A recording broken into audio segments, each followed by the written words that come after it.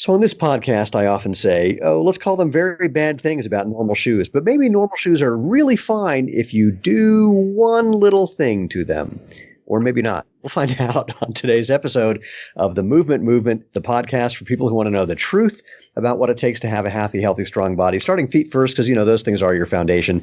We break down the propaganda, the mythology, sometimes the flat out lies you've been told about what it takes to run or walk or hike or do yoga or CrossFit or just play or, enjoy your life, and to do that enjoyably, efficiently, effectively. Did I mention enjoyably? I know I did. You don't need to tell me because it was a trick question. Because look, if you're not having fun, do something different till you are. Life is way too short. By the way, we call this the movement because we're creating a movement that involves you, and I'll explain that in a second, about natural movement, using your body the way it's designed to work. And the part that involves you is really simple. If you find what we're doing here cool, go check us out at www.jointhemovementmovement.com, because you are the people who move this whole idea that natural movement is a good thing. And the way you can do that now is find the previous episodes of the podcast, subscribe, and you'll hear about new episodes. If you're, depending on what platform you're imbibing this on, if it's on YouTube or Facebook or on any of the places that people do podcasts, leave reviews or give us a thumbs up or hit the bell icon on YouTube. You know how it goes. In short, if you want to be part of the tribe, please subscribe. It's really simple. I'll say more about that at the end of the podcast. But first, let us jump in. Pete Jacobs, how the hell are you, man? Long time no chat. Yeah, I'm really good, thank you. We're just beautiful days in Noosa in Queensland. Well, that's being kind of redundant because it's pretty much always a beautiful day where you are. Yeah. It's not too different from Colorado, actually. Today, we've had 3 seasons. It started out cold and snowing, and then it went to sunny, then it went to raining, then it went back to sunny, and now it's sunny and like in the 60s when it was snowing when I went to work this morning. That's what happened to me. We had 5 inches of snow 2 days ago, gone yesterday, more this morning. Anyway, it's crazy. So do me a favor. Tell human beings, before we jump into this magic thing you can do to make regular shoes be okay, tell people who you are and what you're up to and, whatever else you want to share about who you are and what you're up to. My name is Pete Jacobs. I'm the 2012 Ironman World Champion. That's my claim to fame. One of my other favorite highlights from my career as a professional triathlete was running a 2:41:05, which at the time was the 3rd quickest marathon, only behind Dave Scott and Mark Allen, Nice. to have been run on the Big Island in the Ironman. So it's now the 4th quickest, but it's still up there. So I love running. As long as you're in the top 5, you can pull that one out at any time. Yeah. So I love running, and I've always had health issues up and down. So for the last few years, I've really focused on learning about what the body needs and how to get it most beneficial. Our mutual friend, Dr. Phil Maffetone, I chat with him a bit, and I've become a health coach through this journey and passion for seeking, answers to health. So now work with people around energy. What is energy? How do we get more of it? How do we get rid of fatigue? And how to be healthier for longevity, for what we want to do? How do we get more enjoyment? Because, energy is everything from being able to perform well to just being happy and have emotions and hormones that let us live a great life. I've wondered something for a long time, and I've never bothered to look it up. And that is, I wonder if there was a different word that we used other than energy prior to the Industrial Revolution, prior to electricity becoming a thing. Because, the metaphors change over time. Prior to the computer world or computer age, we didn't refer to the brain with metaphors like computer metaphors, which we do now. And so I'm saying this because maybe it'll inspire you one night if you can't sleep to try and find that out. What did we used to say? What were the other words? And I'm sure there's a Latin root, and maybe energy or some variation is what we've used, but just that sort of feeling. But one of the reasons that I ask is people misuse that word and talk about it in ways that are, not really appropriate or not accurate biologically, versus what you're talking about, which is really a subjective thing above and beyond all else. Yeah, I'm exactly the same. It really annoys me when people say, oh, I just need to eat more to have more energy. And I'm like, calorie is the fuel, but it is very, very small part of actually what is energy and why you feel good. It's really never the answer. So when you think about energy, or when you're working with clients and this is the concept that's part of what you're doing, how do you think about it? And what do you think are the things that sustain it, allow it, create it, sap it, all the things that one can do with this mythical energy that we're talking about? Well, I have a very, very long list. How much time do you have? Yeah. So I go from a scientific biological perspective, which is energy is ATP, which is adenosine triphosphate. So that little spark of electricity that we use to move muscles to drive life. It is our life force. It is the thing that allows us and plants, all living things, have ATP that make us keep us alive. So from that perspective, then we kind of go back and look at, okay, well, in all aspects of what we want to do in our life, like performance, athleticism, work, our brain function, our skin function, all of the things that we kind of measure as health and performance, if we say, well, how is energy and energy inhibition relating or let's say, to making that easier or harder? So energy, what is inhibiting energy? And that's where my long list of stress, and stress has a long list of 30 different things that it could be coming from. So I try and explain it as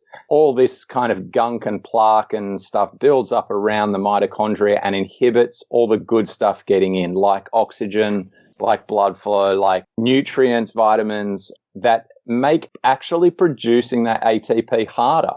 And so that is why if we think of people who are really fatigued, and I've had fatigue issues since I was a teenager, you feel like you have no oxygen. Your brain doesn't work. You've got brain fog. You go lactic very, very quickly when you exercise. And it comes back to that is exactly what's happening. The oxygen can't get through because there's a lot of inhibitors to the ATP being produced in the mitochondria. So these inhibitors are what we try and reduce by having good sleep, which clears the stress every day, by having good food, which helps by becoming a better fat burner, which helps more oxygen flow. So the reverse of being the reverse of hyperventilating with bad breath, the reverse of eating a high sugar diet, which lowers oxygen carrying capacity. So all of those things that Dr. Phil Maffetone has been talking about for decades, I'm now taking into my own little niche, which is, well, let's look at how all those factors are actually inhibiting energy production. You know, I've been following Phil since the 80s. And when I started Zero Shoes and got hip to what we were doing and how it relates to what he was doing, I called him up and I said, I've got to ask you, do you feel vindicated that people are finally coming around to your way of thinking? Or do you feel kind of pissed that it's taken them so long? And he says, more of the latter. And I had a similar conversation actually with Nick Romanoff, who created what people call pose method, and said the same thing. It's like, you know, now that people are starting to understand running mechanics, do you feel vindicated because you've been doing this for 50 years? Or like, come on, people. And he goes, that one. So it's a challenging thing when you're way ahead of the curve. Yeah, I think being ahead of the curve really just means that you understood evolution and you were able to look back in time. Yeah. Basically, if we want to get ahead of the curve now in the next evolution or the next evolution of what health and performance means, just go back into time and look back 1,000 years ago. And the obvious ones are, like, as you mentioned, electricity. It didn't exist like 100 years ago. We didn't have bright blue LED lights disturbing our hormones. And that was just such a short time ago. Yeah. That's one of the major things, but there's a lot of other things that really did not exist a couple of 100 years ago. Well, the going back in time thing is interesting, but of course, rife with challenge. I remember I was on a panel discussion about sort of natural movement things related to exercise. And I said, look, let's call a spade a spade. We're not doing things we used to do, like walking down to the river, picking up rocks, bringing them back and turning them into a house. We're not running to get food or running away from becoming food. And I can say, you know, that thing, just that phenomenon about running is so interesting to me as a competitive sprinter. It's like when I work out, just doing regular workouts, you know, I get a little sore. But when I do a race, first of all, I run faster than I do in my workouts. And secondly, I am super sore for way, way longer when I've done less during the race day than I did during my training days. So clearly there's a biochemical thing going on with the stress of competition that's similar to, I imagine, that stress of running after food or running away from food, probably even more, or becoming food. And we can't replicate that. You can't fake that. You can't fake, you know, I don't care how much functional movement you're doing. It's not the same as spending all day, every day, getting materials to build a house. And so, you know, what are your thoughts about the fact that we can't really go back and recreate the way these things evolved, because that ship has sailed? Yeah, we no longer live in caves, and we can't go back there. I've been Yeah. decorating a cave lately. Actually, we've been redecorating a house or renovating a house that we moved into, and we're living in the basement, and it feels like we're living in a cave. We have to remind ourselves there's an upstairs in the house. Well, if you want to really do it, disconnect the electricity and, then use little candles and, your health boosts will just be, out of this world if if we did that sort of stuff. So how do we live this day? Was that the question? How do we live when that ship has sailed? I think I do in the back of my mind. My instinct says, hey, the closer I can live to that caveman lifestyle, the healthier I'll be. So that is obvious. The less light, the less fake light, the less processed food, the less restricted movement, as that's what we're talking about, definitely. So that would be in the form of the less shoes, the less repetition under stress. And as you mentioned, that's an interesting one when we get chased by an animal or something back in the day. Yeah. That stress would have been there, and our nervous system and all the hormonal impact that we get.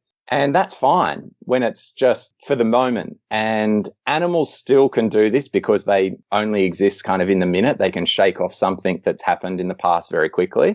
Right. But we don't. We now carry that. Our brains are actually one of the things that are destroying us in a way that we are able to create stress that doesn't exist in this moment, the way that we are able to create emotions connected to things which don't exist. So all stuff in the past or the future. And so instead of just, let's say you did the race and you have more stress, your nervous system, hormonal response, as well as oxidative stress all goes up. Now, an animal in that situation would have been, if they were getting chased, after the chase is over, they go back to nervous system calms down. Something like a rabbit, you can see them, they do a little shiver and they kind of shake it all out and they're like, okay, I'm back to normal. And that tremor is actually, we're able to do that as well if we can tap into it.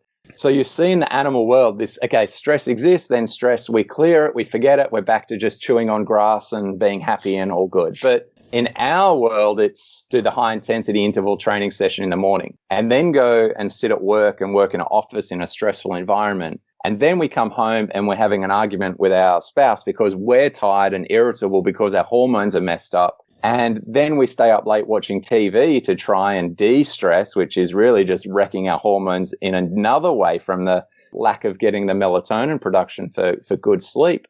And we're suddenly in this chronic state of stress. So it isn't that we can't stress. Yes, stress happens and it's good. If we do a race, that's great. You'll perform really well by pushing yourself harder than in training. But being able to then de-stress is the most important part. And there's so many ways to do that, as well as there's all the problems that inhibit energy production by increasing stress. There's just as long a list of things that we can do to try and reduce that stress and get back our energy. So throw out a couple of things on that list, since I'm sure, we already kind of hinted at a few, but for people who are going, yeah, you just described my life, now what? Give them a couple of ideas. Well, becoming present is one, like I mentioned, the animals do. They live in the moment. So really just, even if it's just 30 seconds to a minute, breathe in and out your nose into your belly, which is great for vagal tone, which is your parasympathetic nervous system, which is your opposite to fight and flight. Parasympathetic is your rest and recovery. And so breathing in and out of the belly and bringing your mind present. So that basically means you think of nothing and you're bored for 1 minute. Absolutely bored. I'm going to give a clarification, or not a clarification, I'm going to give another version of that, because there's a lot of people that I talk to who have gotten ideas about what meditation is, and they think that it is, I'm supposed to clear my mind, I'm supposed to have no thoughts. Well, I don't know any better way to say this than good fucking luck. So that's not the way minds work. And in fact, if you actually look at most of the instructions for mindfulness meditation, they're not about trying to really stay focused and single pointed as much as this paradoxical thing of trying to catch every moment possible, like as many as you can, as fast as you can. But the paradox is the only way to do that is by relaxing, or there's a balance between relaxing and putting in the effort to try to catch that next moment, whether the next moment is a sensation, a thought, a feeling, a sound, an image, whatever shows up, just, one after another.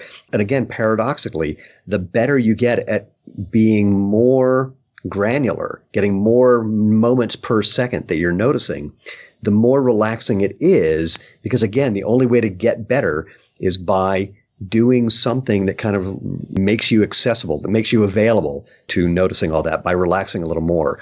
And that's something anyone can do. It's like try to catch as many as you can. And when you miss it, that's okay. Go back again. But this thing of like stopping your thinking is like, again, good luck with that. I was actually, I'll stop ranting about this in a second. I was hanging out with a friend of mine who's a Tibetan monk, actual Tibetan guy.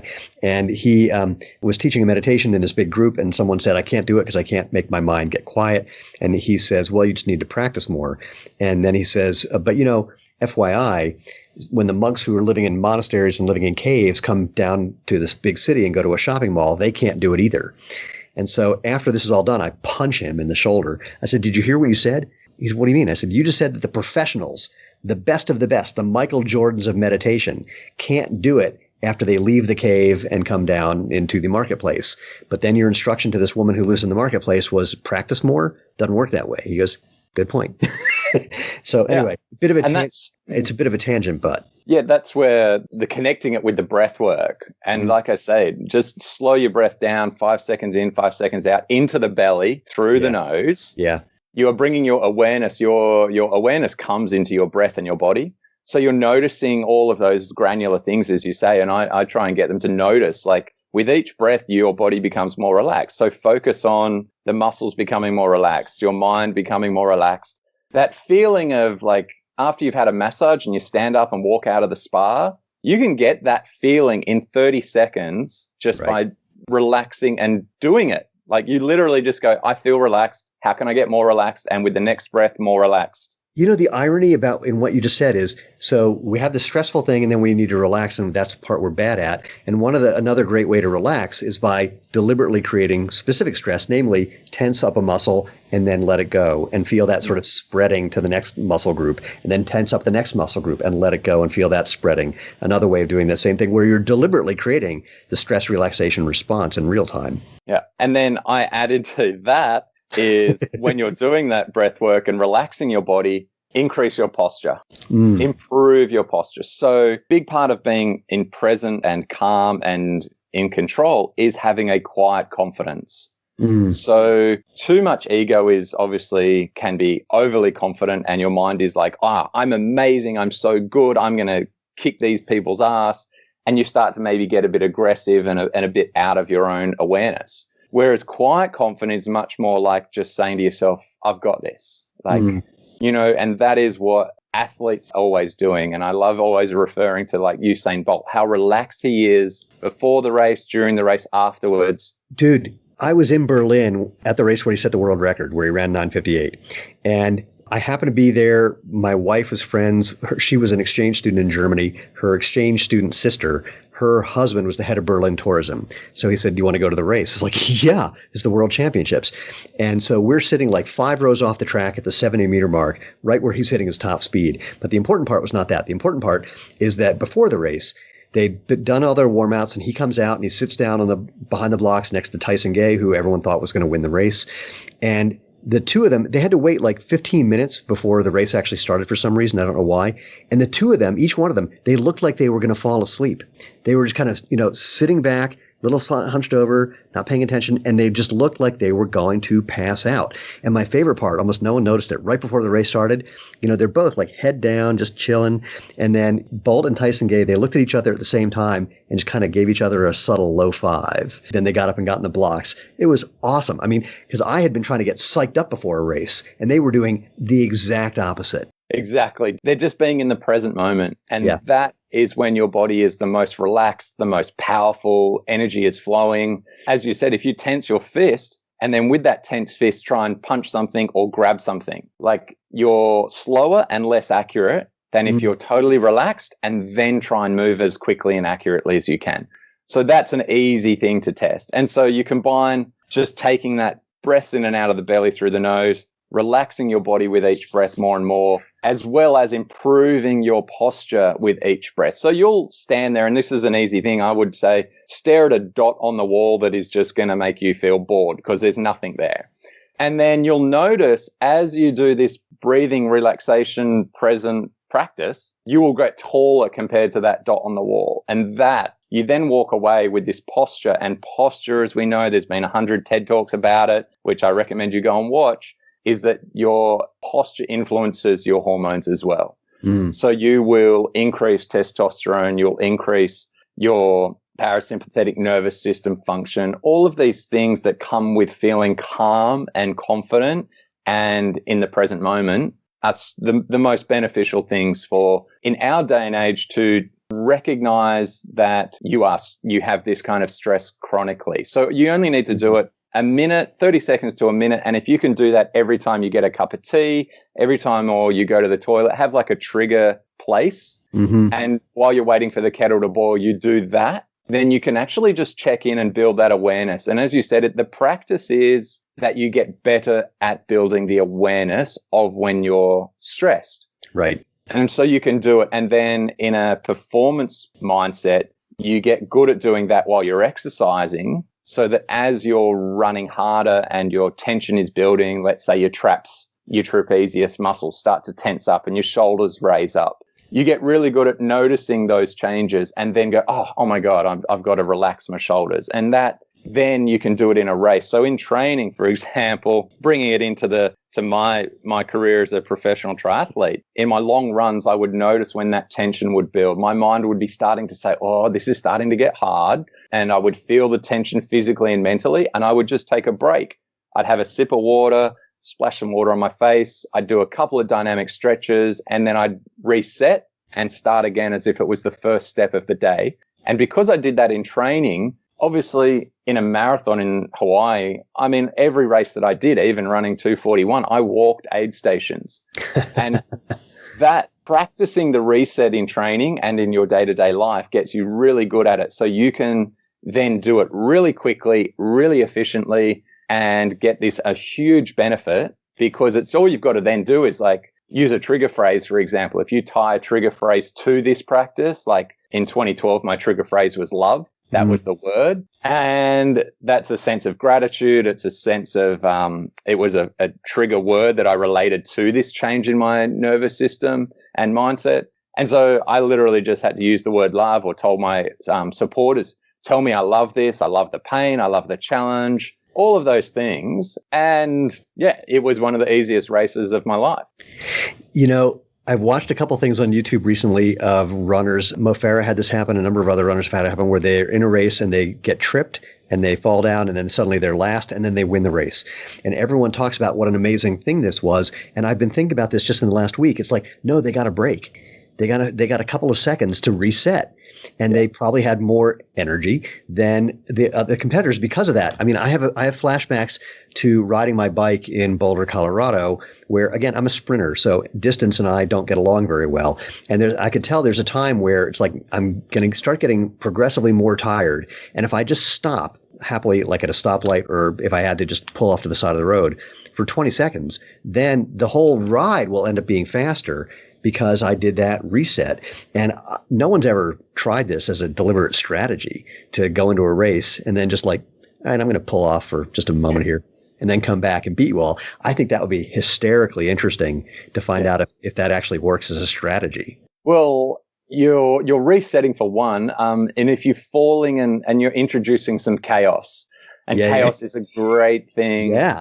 You know, that is where, as humans, we're faltering, because our brain is now in this, like, we look at our phone, we get up, we have our coffee, we go to work, we're stressed. We're in this pattern. Even running, we run exactly the same way on a perfectly smooth path as in these shoes that take away the proprioception and the changes in the surface. And the chaos is now taken out of our life, and reintroducing chaos is an excellent thing. So whether it be in the gym, I was speaking to someone the other day and they said, so how do I get better? I'm a smaller guy. I'm trying to do this sport that involves strength. And I said, okay, well, you need to do some different stuff in the gym. He now just currently has forever done 3 sets of 10 reps in the gym all the time. Right. And I was like, well, your body is just really good at doing 3 sets of 10 reps. Right. You're not actually giving it feedback of how strong it could be if you did some max weight. You know, we are strong. And what you said made me think of Tim Noakes and the central governor theory. Right. That a way that we get energy is defined by our brain. And so falling, tripping, suddenly we've got adrenaline. And the adrenaline gives us more energy. It allows us to demand more energy by triggering our muscles and all. Anyway, so you look at that. Yeah. For people who don't know, can you tell them what the central governor theory is? It's very interesting. The central governor theory is relating to the brain as the central governor, the governing part of your whole system that is limiting your performance.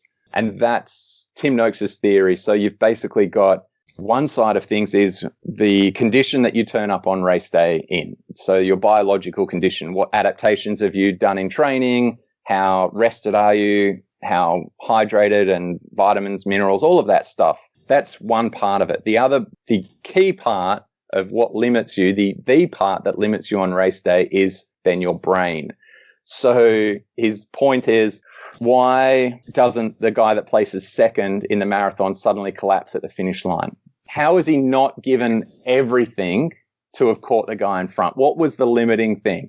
And I love this analogy that I did see on a TED Talk, is your pain tolerance and motivation wears out. It runs low. So if you're being chased by a lion and have to run through a whole heap of cactus bushes and get pricked all the way through, in that first couple of minutes of being chased, your pain tolerance and motivation is really high, and you'll run through and you'll barely even notice the pain. If you're still getting chased by the lion 2 hours later and you come across this same bunch of cactuses, you're probably going to get like a couple of meters in and just go, oh, whatever, just kill me, just eat me, I'm over it. And that's what happens in long races, especially so central governor is improved by keeping calmer throughout the race, which is where being in the zone, being present, it keeps all of that pain tolerance and motivation that you need for the back end of the race rather than exhausting it early. So if you are in the first part of your race and you're present, you're grateful, you're happy, you're relaxed, you're confident, you're calm, your nervous system is not having to tap into adrenaline and these other factors of pain tolerance that you can save till later. So later on, when you suddenly are like, a shorter time to go, and you can go, okay, I need to tap into this now. Let's get aggressive, or let's fight the pain and let's push through. And you can then do what you need to do. So I have another race strategy that no one's ever tried, which is to take some sort of hallucinogenic drug that on a regular basis makes you think you're being chased by a lion. Like, at will, you can turn that one on and you're convinced that there's something behind you. And then it would actually have to be a drug that it mixed up the animals, so you wouldn't know what was going to chase you. Well, one of the things I love about, which is kind of around introducing chaos a little bit, is do stuff that is slightly stressful, but get really comfortable being uncomfortable. So that could be a position, for example, like I do it in a leg press where I bring the weight down really low, where my hips are cramped up and my knees are near my chest. And I will just hold it there and I'll move back and forward through that space of a few inches and try and relax my nervous system as much as I can, my mind and body, through those uncomfortable things. And so same thing goes for doing a max effort in the gym of other types of things, or a max effort sprinting. Right. The more you can maintain that control of your mind in a relaxed, emotionless state, the more you will adapt to being comfortable in uncomfortable situations. And therefore your central governor will allow you to push harder in the race. Yeah. I just heard someone talking about one of the best reasons to do Brazilian Jiu Jitsu was exactly that. Is that, in Brazilian Jiu Jitsu, more than many other martial arts, you're continually placed in very stressful situations. And the only way out is to be calm and relax and figure out how to solve the problem. And over time, that becomes a habitual process in the rest of your life because you're familiar with that feeling of like someone's about to choke you out. That's a pretty significant thing. You don't have anything like that during your day. You get things that are way less than that. So, it's an interesting thing of acclimating to discomfort in a way that's useful rather than just, gritting your teeth and bearing it, which is the way many people think of dealing with that. Yeah, 100%. So backing up to a point you made that, of course, is near and dear to my heart and what we teased at the intro to this thing, which it has to do with footwear, which is how you and I originally met. So let's talk about the footwear phenomenon and how this relates to sort of everything we've been talking about, actually. But we have to start with the part of, if you're starting with regular shoes, what's the one thing you can do to make them ostensibly better, and your experience with that experiment. Well, in one way, it made them better by reducing the heel to toe drop. So And in another way, it made them quite did. dangerous in another way. Yeah. So I always wore racing flats. So even being sponsored by a major shoe company, the shoes that I would choose were basically the cheapest, the racing flat. And why, just to start, what inspired that thought to begin with? Why were you doing that? Always been interested in technique and efficiency. And it was probably in around 2009 or 10, I read Born to Run, the book. And I was training for Ironman as a professional triathlete. And I had a mate who was an engineer. And we would go for long runs chatting about technique, trying to break down what was suggested in that book of natural running and what could we draw from it? How could we do it? Yeah. So we spoke for hours on our long runs and basically figured out that, we need to be landing kind of over the top of our foot. We need to be really tall and we need to be landing and putting more weight through the forefoot. So from there, it progressed. We were teaching some running classes as well. So we really had to dive into how do we break this down to explain it to people, which helped our understanding of what running was. And then we were watching people run and we could then learn to see how they were doing it right or wrong. And then, so from that, it was just like, right, anything I run in needs to be pretty minimal, as much as I could get for the forefoot. So racing flats became the best option on the market. And what I then started doing around that 2011 to 2012 period was taking off that hard plastic on the back of the heel of the racing flat. So basically around 3 mil, 2 to 3 mil maybe of that harder plastic, which just left on the heel the soft, dense foam. And I realized pretty quickly that soft, dense foam, if you are running in the wet and step on like concrete or a pretty smooth surface, especially like tiles that has water, it's like putting two sheets of glass together with water between them. Yeah. It like just compresses the water and suddenly you're like on ice. So it made it better that, yes, it made the shoe slightly lighter, which I'm always going for lightweight. It made the heel toe drop less, which obviously allows more of that natural spring to occur in the tendons. And so I could get more energy rebounding from the heel dropping. And no one ever noticed it. Yeah, there's a lot of things that people don't notice. I did some stuff with Dr. Bill Sands, who was the head of biomechanics for the U.S. Olympic Committee for a while. And he said, we experimented with some runners where we put a little bit of carbon fiber inside their shoe just to make the shoe a little more, actually, ironically, to make their foot a little more responsive, because when some pressure hit the carbon fiber, it transmitted through the carbon fiber faster than it would the foam in the shoe. And it also just made the shoe, it wasn't stiff, the carbon fiber, but it just, again, was giving people more feedback about using their feet. And he says, and it made them actually a little faster. And then he looks at me, we're alone in this big room, and he looks at me, he looks around as if there's someone listening. He goes, they never look inside your shoe at the beginning of a race, right? I said, very interesting. So, I like what you described of, it's such a human thing of we come up with a brilliant idea and we're just so bad at thinking of the unforeseen consequences that might show up until they literally put us on our butt sometimes. And then it's like, okay, how do I do the next one? Well, I just remembered something that I did around that time. It was around 2011, was I made a shoe thong like what you have, out of an old thong, like a sandal or, what you call it, like just the bit of rubber in a triangle at the front of the shoe, at the front of the thong, the old cheap plastic style ones. And I put a bit of tie around the corners and around my back of my heel and went running in them. They felt amazing. So I literally just made what the Tarahumara in Born to Run were running in. This is what's so ironic about what's so ironic about a flip-flop, or what's referred to in the footwear industry as the Zori style. So is just having that thong in the front, and there's a name for it that I just lost in my head too.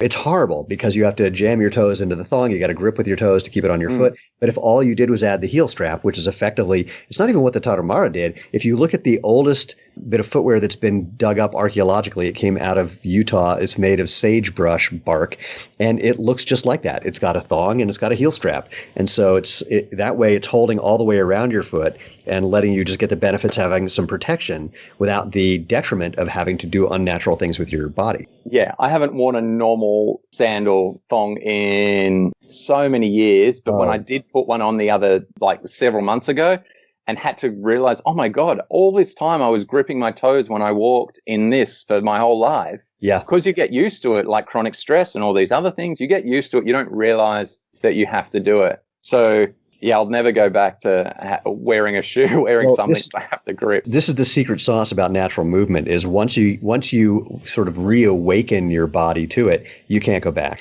And my wife's story is, she said to me one day, I hate that we own this shoe company. I said, why? She goes, because I've been looking for a nice pair of brown boots and I found one, but the heel is like a quarter of an inch high. And when I put it on, I felt like I was going to fall on my face. And so when we made our first boot for women, she couldn't have been more happy because now she had something she could wear. Same thing. I mean, we've done a lot of things where she says, I need something for this. I need something when I'm going out and raising money for the business. I need something for, and so we do those things. I can't think of many other, I don't even say shoe companies. I don't want to talk about Zero Shoes specifically, but I can't think of any other situations where once you get other than drugs, once you get so used to it, you don't want to go back. I mean, we have so many customers who say things like, I own 15 pairs of your shoes. And that doesn't happen in normal products. But you get used to it. I would say processed food, that can happen as well. If you really go without processed food long enough, yeah, and then something that I grew up eating, like let's say like biscuits, like with certain chocolate and fake caramels and all of this rubbish in it. You're from the land of Tim Tam. Yes, that's the one I was thinking of. The chocolate Tim Tam. Holy crap. And you're going to say you love it, and I'm going to say that I had one like a couple of years ago, and it was the most chemically fake thing that I've ever tasted. I haven't had one. It's been at least 15 years. Someone turned me on to them, and then there was a movie theater that had the triple chocolate ones, and they were 100% pure Satan spawn because you couldn't eat anything less than the entire package.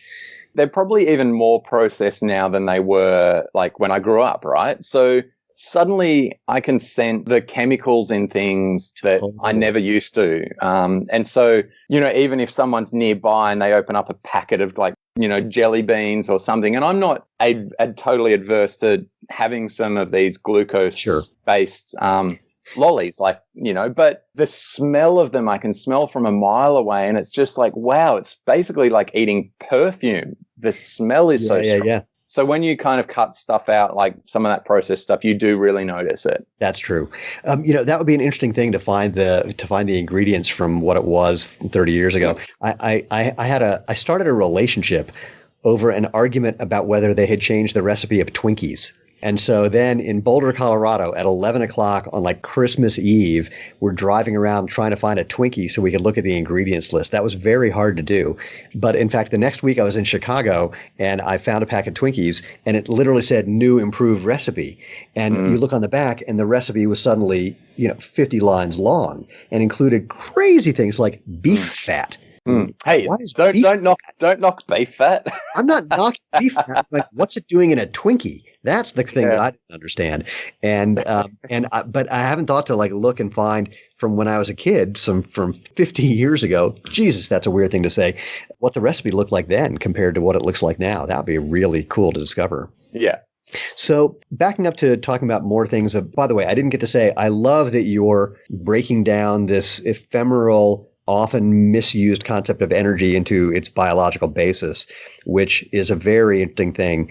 And mitochondrial health is a very big deal. There are a lot of people who are looking into that for longevity reasons and for other things. And I've played with some of those compounds like nicotinamide riboside, which when I first took it for the first couple of weeks, I had to learn to only take it in the morning because it kept me awake, which is an unusual thing. I'm usually not very responsive to chemicals and compounds. And eventually, like you said, though, you get used to things and stop noticing what that was doing. Yeah, well, I've cut out coffee in the last couple of months, which probably surprises a lot of people.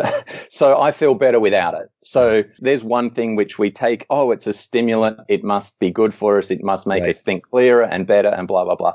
And it may be the caffeine, it may be the plant compounds in that certain coffee products, but I just felt rubbish afterwards. And I just feel so much better without having coffee these days. And so I look more at what vitamins and minerals can I take to increase energy production and efficient energy production. So it would be all the B vitamins. I take a really good B vitamin multi. When I want to, sometimes I'll take like ribose or creatine, L-carnitine, all of these things but there's all these studies that are showing, hey, if we've put it in the lab and we put someone on a treadmill, they will perform better if we give them this supplement. And that's how basically, I look at how to get better energy because calories are not a problem in our world. We are not running around low on glycogen or low on fat for our energy source of fuel. So it's totally, let's look at what else we need to do, and that improving circadian rhythm so our hormones are doing the right clearing of the stress at night so that we aren't inhibiting fat burning from too much cortisol and whatnot during the day, those sort of factors as well as all the supplements. It makes me think about things that make you think it's a weird placebo effect thing where you can do something where you think you're getting more quote unquote energy, functional energy, useful energy, but you're actually just getting a symptom of something that you're misinterpreting that way. And I don't know if that means that there is a placebo effect where you get benefits. What I'm thinking of in particular, I'm not very responsive to caffeine. I don't drink caffeinated beverages because I don't like the taste of them mostly. And caffeine, I did try once taking like a 200 milligram caffeine pill, and it put me to sleep. So it may be, I'm sure I wasn't diagnosed with something like ADD or ADHD, but that's what people don't know is for the treatment for kids who have that is giving them stimulants because it actually sort of calms your brain down by getting the base level of stimulation up to a point where you can relax. It's like I used to say when I lived in New York City, I could meditate better on a subway because the noise was just enough louder than my base level of thinking that I wasn't noticing that. But now I've been playing with niacin, which factors into the ATP cycle quite significantly. Yeah. And a lot of people I know have acclimated to it and they can take a significant amount. For whatever reason, I can't. Like 150 milligrams, and I am looking like I've got a sunburn and, the whole thing. I've got the serious niacin flush. But I can also imagine with things like niacin or beta-alanine that you get this feeling that something is happening that's probably not the thing that you necessarily need. But I wonder if that feeling has an impact on the central governor, for example, on something, on performance, just because it's not quite a placebo effect, but let's call it a fake SIBO effect. It's like you think something's happening because something is happening, but not the thing that you think. But nonetheless, that still impacts you. Yeah, and I use that example all the time when people, I'm very, very much a proponent, like low carb is great. But at the same time, there is a place for sugar. But it's just not always the reason that you think it is. So just tasting something sweet when you're exercising, the taste of it is enough for your brain to go, hey, I'm safe, I'm all good, I've got energy coming, I've got calories coming in. Right. And whether you absorb that and whether it changes your blood sugar, whether it gets to your muscles, often just doesn't matter. Sometimes it will, but it's not always, as you said, what's happening is not always happening. And you get the dopamine. And it's like what we said before, if tasting something sweet makes you happy, then you're going to be more present. You're going to be more relaxed, calmer, confident. Being happy and grateful brings you present, increases the perception of energy. Well, and to your point previously about awareness and being aware of what your body is doing, the fine line, if you will, is that if you're eating those things, and as a sprinter, I'm a high carb guy, the challenge, if you will, is to keep your awareness so that you're not eating more than the benefit/feeling that you're getting. And it's not something that I don't have an issue with this personally. I'm not like a binge eater. I don't eat a whole thing of ice cream. And usually, in fact, we have some ice cream that was in our freezer for 7 years because I ate the bite or two that I wanted and then I was done. That was about it. So I had COVID back in January and I locked myself in the basement. I ate mostly peanut butter and jelly, oranges, apples, caramel rice cakes, and I had one bar of like really good chocolate and it lasted me 12 days. I wanted just a little bit. I just needed a taste of it. That was it.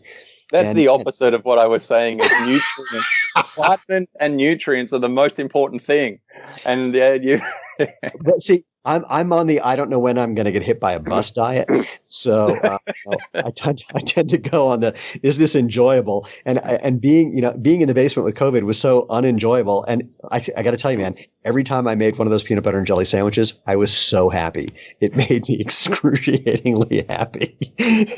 And it's become more of a staple in my diet. And in fact, when I do it lately, and I do it like almost every day now, the amount of peanut butter that I use is just enough to get the flavor. That's all I care about. I just want that little bit of flavor, and it makes me extraordinarily happy. Yeah, that sounds good. But I got to tell you something. I haven't told I told my wife about this last night. I haven't told anybody else about this yet. But back to your point about gratitude. So I'm going to try and do the shortest version of this that I can. I came up with a question that I like to ask about stress and problems. That it's a two-parter, but the first part is the most important one. And so I asked someone to describe the problem they're dealing with, the thing that's causing them stress. And then I asked them a non-rhetorical question, which is, how long do you want to continue to use that problem as an excuse to be unhappy? And they're usually a little dumbstruck by that. I go, it's a legit question. Like, if you had a choice of how long you want to keep thinking that to remain unhappy, what's your choice? It could be I want to stop right now. It could be I'm going to hold on to that for the rest of my life and future reincarnations. I don't care. But just, give me a specific time and day. And then the secondary question is, what do you want to do at that time and day to demonstrate that you're no longer using that problem, quote unquote, as an excuse to be unhappy? And you have to come up with a thing. You just got to kind of wait and see what pops in your mind. Well, anyway, the thing that bothers me on a daily basis is people driving under the speed limit in front of me. Makes me crazy. Okay. And dude, I've been driving back and forth from my office to the house on a road where the speed limit is 55 miles an hour. And never have I been on that road where there wasn't someone doing 40 in front of me for some long stretch of the road. And every day, twice a day, it made me really annoyed. So I don't know why it never occurred to me to ask the question until the other night, like a week ago. It's like, how long do I want to maintain that? And the answer was, I'm totally happy stopping right away. It's like, what would I do tomorrow as a demonstration that I'm no longer using that as an excuse to be unhappy? And for whatever reason, what popped into my head, here's the punchline, was every time someone's doing that, every time there's someone in front of me doing under the speed limit, I use that as a cue to start listing things that I'm grateful for. And I'm having so much fun with people who are driving under the speed limit in front of me. And of course, one of the things that makes me grateful is that I have a car that if I, use the left turn lane illegally and pass them at Mach 5, that I can do that. Makes me very happy. So, but it's just not bothering me. I sort of enjoy the fact that it's happening because it gives me a moment to really relax, really appreciate what's going on, and I'm not a fan of the phrase presentness for a list of psychological reasons, but it lets me drop the expectation of other things in a way that could not be more relaxing. Yeah. So someone driving slow has become your trigger.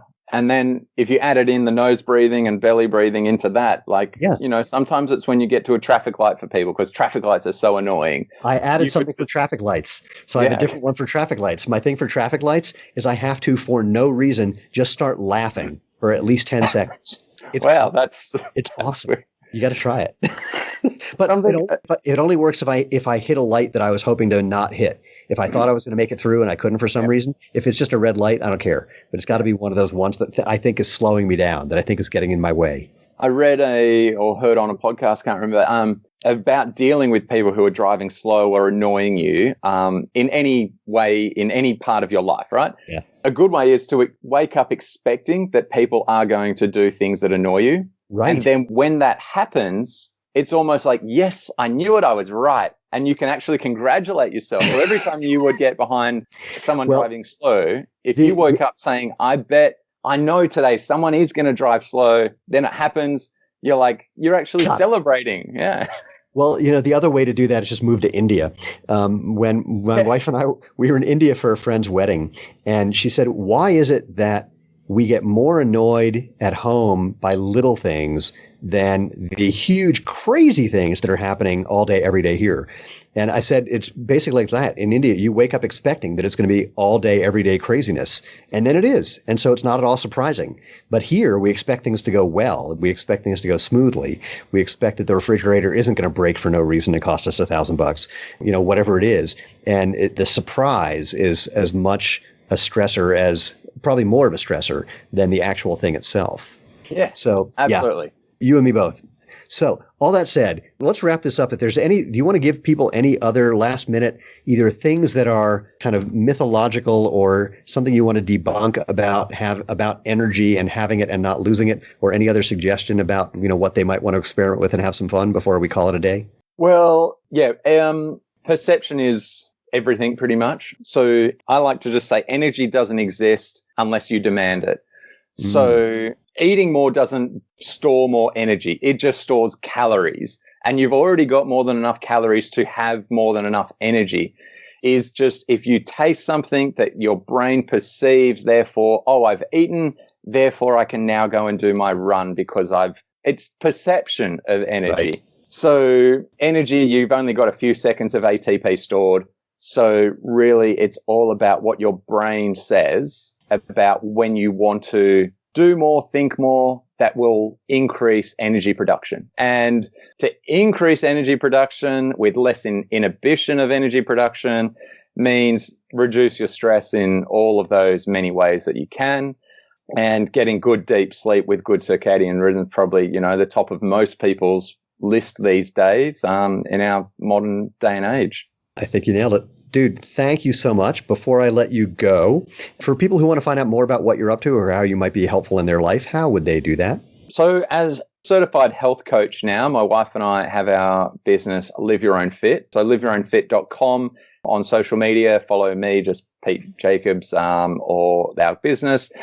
And yeah, get in touch. And we've got our own podcast as well, where I delve a lot into what we've talked about today about energy, fatigue, mindset, all of that stuff. And that is, Live Your Own Fit, or just search for my name on your podcast app.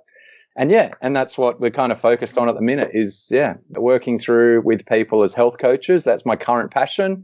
But I'm not completely written off a comeback as a professional triathlete. Yeah. Ooh, very so I'm taking a big break. I am not really training much yet, but I'm only 39 and, Ironman triathletes can go into their 40s. So it's not written off, but certainly focused on the business at the minute. Yeah. Sounds great. Well, thank you, Pete Jacobs. And before we let everyone go, just for everyone else, thank you for being here. If you want to find out more about what we're up to and hear other episodes of the Movement podcast, that's really easy. www.jointhemovementmovement.com. You can, of course, find the audio version wherever you find podcasts. But when you go to the website, you'll find previous episodes as well. You can comment, you can share, you can do all that stuff you know how to do. If you have any questions or suggestions, people you want on the show, whatever you can think of, feel free to drop me an email. Just send an email to move@jointhemovementmovement.com. Most importantly, though, just go out, have fun, and live life feet first.